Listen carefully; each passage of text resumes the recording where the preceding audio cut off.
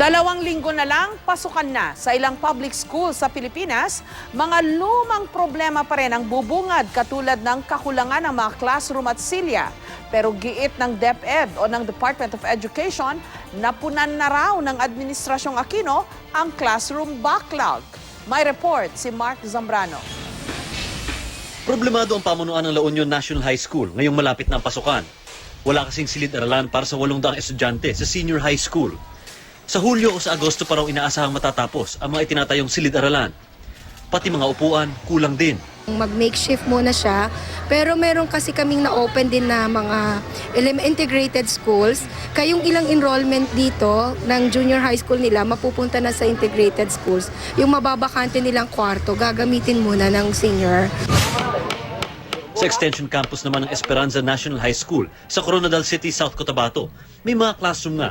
Halos hindi naman magamit ang ilan dahil butas-butas ang bubong at sira-sira ang mga blackboard. Hindi rin simentado ang sahig, kaya nagpuputik kapag umuulan.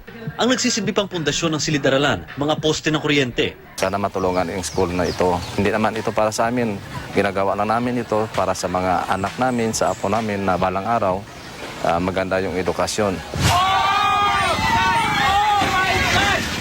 Sa Pagadian City, mahigit 1 linggo na mula nang gumuho ang bahagi ng pader ng Pablo Litihio Elementary School sa gitna ng malakas na ulan.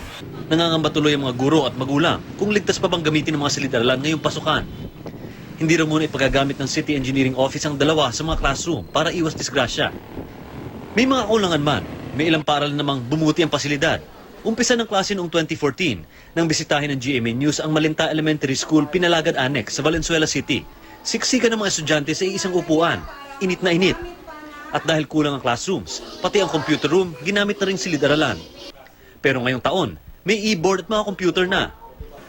Gayunman, mainit pa rin daw sa mga classroom, kaya mismong ang mga guro na ang bumili ng exhaust fan.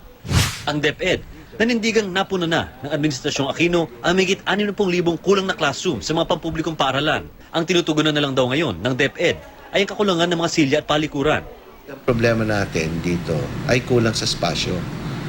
Ay, alam mo naman, wala naman tayong budget para pagbili, ng malaking budget talaga, pagbili ng mga lupain. Ano? From 2010 up to the current one, may mga 118,000